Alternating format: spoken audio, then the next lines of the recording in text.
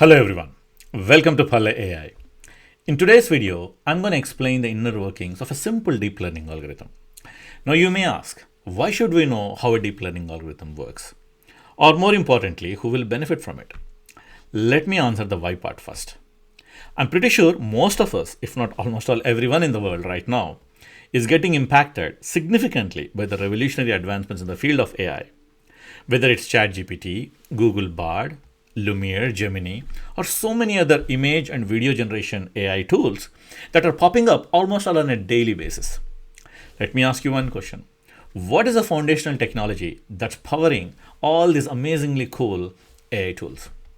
Well, the answer is deep learning. So I'm pretty sure it's going to help to understand the intuition or the inner workings of a simple deep learning algorithm. Now, coming to the part of who is going to benefit from it. Anybody who is aspiring for a career in AI, so like a data analyst or data engineer, it will certainly help them in trying to understand, what is the magic behind, how does the deep learning algorithm work? Even those who are already working in the field of AI, maybe you're already applying AI models or deep learning models on a high level using packages like, scikit-learn or maybe Keras, but you still could not completely understand, the inner workings of a deep learning algorithm. I'm pretty sure it's going to help you. Even those who are not working in the field of AI on a hands-on level, but are still trying to leverage some of these amazingly cool technologies, whether it's ChatGPT or large language models, I'm pretty sure it's going to benefit you also to understand conceptually how a neural network transforms the information it receives and makes a prediction. All the amazingly cool generative AI tools that are popping up right now, they're built on the foundational principles of deep learning. So I'm pretty sure, understanding how a deep learning algorithm will give you a much better appreciation for generative AI or overall AI, on a grander scale. Okay, so without much further ado, let's jump into the video. Well, to understand how a deep learning algorithm works, let's again take a supervised learning type of problem as an example. Let's say we want to build a deep learning model that can classify the raw images of different digits into the corresponding classes. So let's use the NIST dataset for this. What is a NIST dataset? Well, NIST dataset is a very popular dataset in the field of machine learning that many practitioners have used for benchmarking many different machine learning algorithms. NIST dataset consists of many different raw images of different digits, numbers 0 to 9, and the corresponding labels again ranging from 0 to 9. So this is the NIST dataset which we're going to use to understand how a deep learning algorithm works. Let's pick an image from this dataset at random. Let's say we pick the image 2. When we say image, an image, it's a grayscale image. The NIST dataset has grayscale images. So grayscale image just has and again the images which we are using, it's a 28 by 28 pixel values, right? An image is nothing but pixel values. So in our situation, each image has 784 pixels. Okay, that's the X corresponding to one input image, which we picked at random. Okay. What about the corresponding Y? What about the corresponding label? In this case, it's very obvious that that image belongs to class or label 2. Okay. How do we represent this 2? When it comes to deep learning, the Y labels, instead of representing them as integers, deep learning algorithm expects the labels to be encoded into one-hot vectors, something that looks like this. So what is this one-hot vector? So the one-hot vector, basically it's a multi-class classification problem, right? We have 10 different classes. So one hot vector tries to predict the probability that this image belongs to each of these 10 classes. To understand this one hot vector concept better, let me digress a little bit and try to explain this further. So right now, the example we have taken is a multi-class classification problem, right? But what if it was a binary classification problem? Okay, let me explain what I mean. So we are trying to classify the images in the NIST dataset into 10 different classes, right? Multi-classification. So let's say instead of that, all we're going to classify is whether an image has a number inside it or not, right? So right now, NIST dataset has all number images, but let's say we combine to this NIST dataset some other images which doesn't have numbers, and let's use all of that data. Okay, all of them are 28 by 28 pixel, shapes. Okay, so if it was a binary image classification problem, how does our input and output look? Well, if the images are still 28 by 28 pixel vectors, right? 28 by 28 pixels, then our X would simply be the pixel values, right? And if it's 28 by 28, it will be total 784 pixels. That would be our X. What about Y? Well, if it is a binary classification problem where all we're trying to predict is whether the image belongs to a digit or a number or not, right? Then we just have one output unit. And this output unit predicts either the image is a digit, yes, or no. Or in integers terms, it's 1 or 0, right? And if it's a binary classification problem, what are we trying to do here? We're trying to find, or we're trying to map input X to input Y, and we're trying to come up with a very good mathematical relationship that can predict Y given X. And Y would just be a single unit that predicts the probability that a particular image belongs to a digit or number or not, yes or no. So it's a binary classification.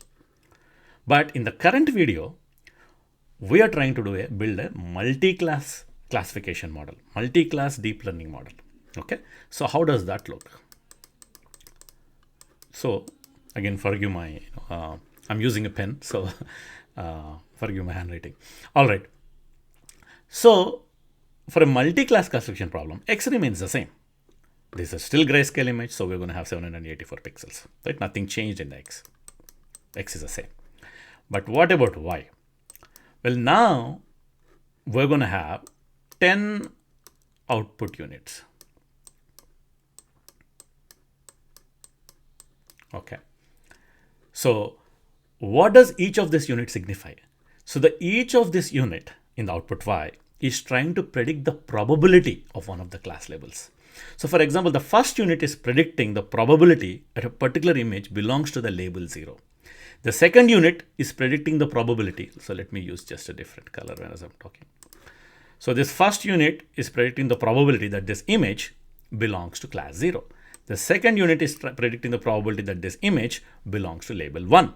Similarly, the third unit is predicting the probability that this image belongs to label 2. If it was label 2, then in this third place, the value would be 1. So, for example, for the image 2, the first two values in this vector, right, would be zeros. But whereas the third value would be 1 because this image belongs to 2. Hopefully, this explanation helps in understanding how this encoding into one hot vectors actually work. Okay, let me remove all these nodes or shapes which I have drawn here. All right, so now we're going to proceed in understanding the deep learning algorithm. We're going to take our X corresponding to one image, and then we're going to take our label also corresponding to this image, and then we're going to proceed. Okay, so how does the input values look like? Again, it's a 784 pixel. We have flattened it from a 2D shape into a 1D shape, right? So 784 pixels. We're going to map this 784 pixels to the corresponding label, Y. And again, as you can see, the Y has 10 output units, each unit signifying the probability of a class. Okay, and because this is image 2, you can see that the probability for this third unit is 1, saying that this image belongs to class 2. Okay, now we're going to map X to Y. If this was a traditional machine learning algorithm or a shallow machine learning algorithm, we'll directly try to map X to Y. But this is where deep learning becomes different. Deep learning instead does something called a data transformation. It transforms the input data, input pixel values, into more meaningful yet relevant data transformations by using many different intermediate layers, something called hidden layers. Modern day deep learning uses hundreds and even thousands of hidden layers. But for the sake of today's video, and to make it easy to understand the deep learning algorithm, I'm going to use just one hidden layer. I'm calling it L. So one hidden layer. Okay. So what is inside this hidden layer? In this hidden layer, there are hidden units. And how many hidden units are there? There are 512 hidden units. I'm calling each of them A1, A2, A3, and so on. Why are there 512 hidden units? What is the significance of that? There is no significance. I have arbitrarily chosen 512 hidden units. You could choose 10, 50, 100, it's up to you. It's similar to the hidden layers. As I said, modern day deep learning uses hundreds or even thousands of hidden layers. But for today's example, I used one hidden layer. It's a simple deep learning neural network. It's a neural network with just one hidden layer, and that hidden layer contains 512 hidden units. Okay. So hopefully everything is clear so far. All right. Now what we're going to do is, now we're going to compute the value of each of this hidden unit in this hidden layer. How are we going to do that? Well, we're going to use the input pixel values to compute each of this hidden unit. So for the first hidden unit A1, as you can see, these pink lines, right? These are connections from each of these pixel values, right? Relating to the hidden unit. Now, this should be something similar to what we have observed in one of the previous videos when I explained a shallow machine learning algorithm, right? There also we had pixel values and we had just one output. The Y was just one unit. So think of the A1 something like that, right? But now we have many more hidden units. So we're going to form connections between the pixel values to all the other units. So these dotted lines are the additional connections from all the input pixel values to the hidden unit A2. Similarly, I'm not drawing here, but imagine more connections from each of these pixel values to every unit until the last hidden unit 512, A512. Okay, so using the input pixel values, we want to compute these outputs, right? How do we do that? Well, these connections are nothing but weights. Again, from a previous video when we talked about shallow machine learning algorithm, you might have observed that at that point of time, if it was just one unit, right, one output unit, we would have had 784 W's, right? And then there was a bias term, remember? So 784 W's and one bias term B. So similarly, we will have that B term here also. But see now, these weights, right, the connections from 784 pixels to hidden unit A1, that itself is 784 W's plus 1B, 785. Now you're going to have 512 of those 785 W's and B's. So basically now the weight is not just a vector, it's a matrix, right? It's a 784 by 512 matrix. So those are the weights. We're going to use those weights and the pixel values to compute the outputs in the hidden layer. Each of these hidden units we're going to compute.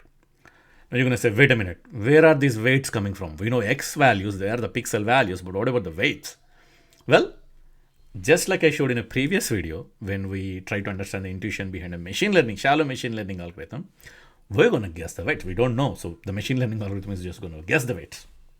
Okay, so we're going to guess the weights. We're going to use the pixel values and we're going to compute the outputs in the hidden layer, each of these 512 hidden units. Okay, once we compute the hidden units in the hidden layer, we're going to use those to compute the Y-pred. Okay, so Y-pred has how many units in it?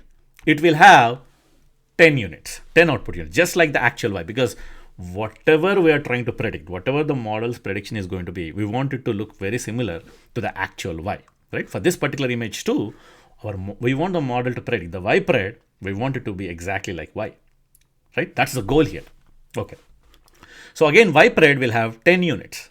Each unit is again nothing but the probability that this image belongs to a particular class.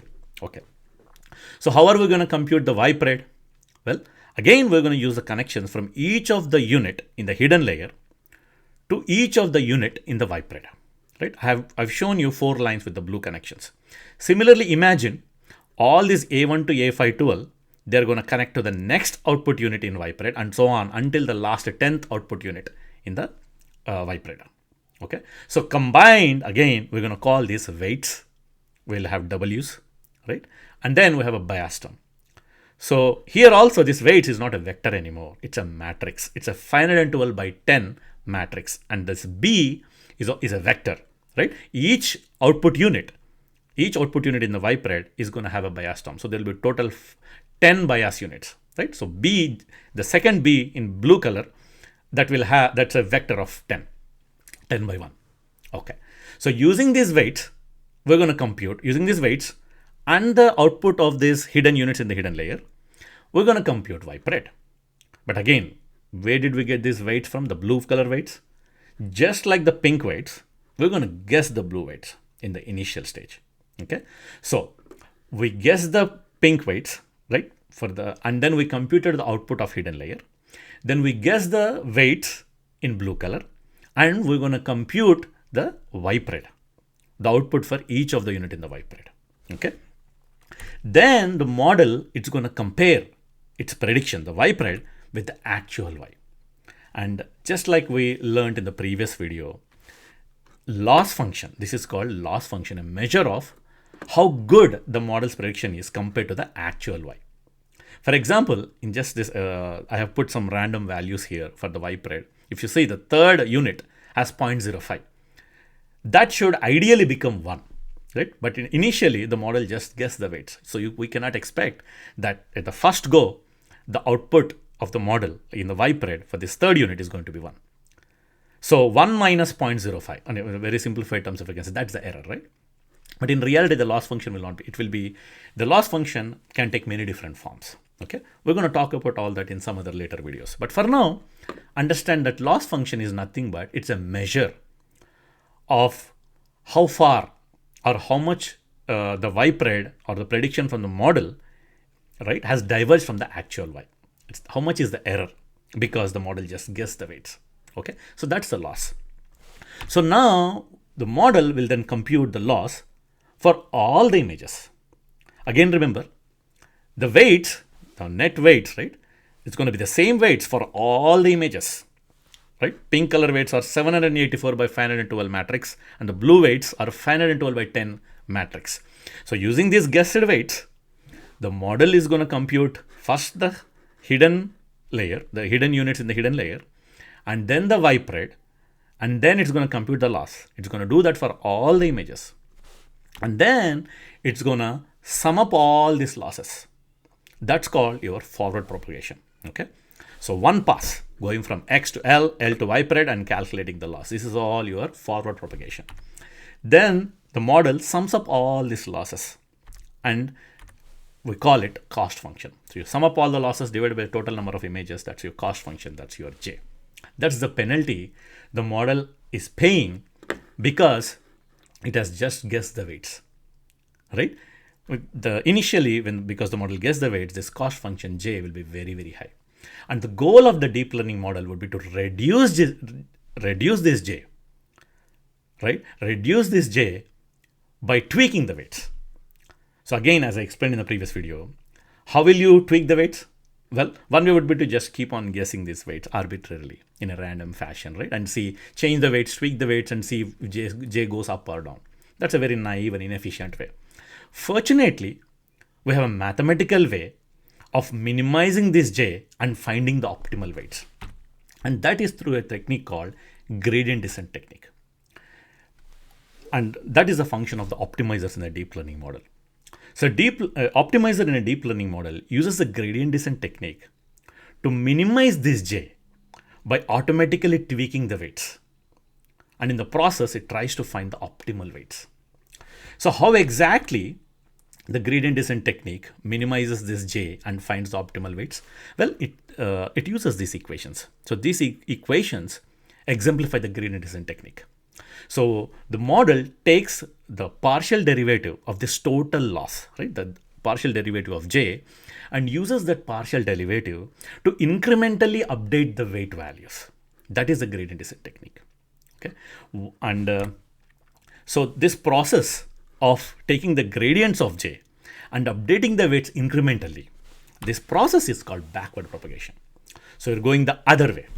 So forward propagation is all about going from X to L, L to Y parade, compare Y parade and Y, get the loss, sum up all the losses, get the cost, get the J. And then from here, take a partial derivative of J and use these equations to update the weights incrementally. This is called backward propagation. Okay. So at the first go, the first iteration, right, the weights have become a little bit better. They are not guessed values anymore because we have used the gradient descent technique to update these weights. Use these updated weights, right, both the blue and the pink weights, calculate, the outputs in the hidden layer and the Y parade, outputs in the Y parade again, and repeat the process. Compute the loss, compute the cost function, right, and keep repeating this process. Keep iterating over many different iterations, many different steps. So how long should we keep iterating this? Well, the model keeps iterating this until the J or the cost goes to 0. Right? So what happens when the cost goes to 0 or the J goes to 0? Well, at this point, we would say that a deep learning model has become very smart. Meaning, see, j is going to 0, right? Again, what is j? It's nothing but a sum of losses. What is loss? It's a measure of divergence between y pred and y. If j goes to 0, L goes to 0, right? Meaning y pred has come much, much closer to the y. So for example, in this example, instead of 0.05, see, previously our probability was 0.05. This third unit was predicting a probability of 0.05. And now it predicts, after the model has become smart by minimizing j and incrementally updating weights, the probability is now close to 1, let's say 0.9, right? So what exactly happened here? Well, starting with a guessed weights, randomly guessed weights, the model, using the gradient technique in a systematic mathematical fashion, kept on incrementally updating the weights such that the j kept going down until the j became very, very close to 0. And the model has figured out an optimal choice of weights, these pink and blue color weights, that could establish a very good relationship between input x and y.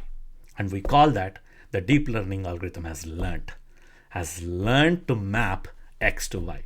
It has become smarter. So this is what the learning in either the machine learning or the deep learning algorithm means.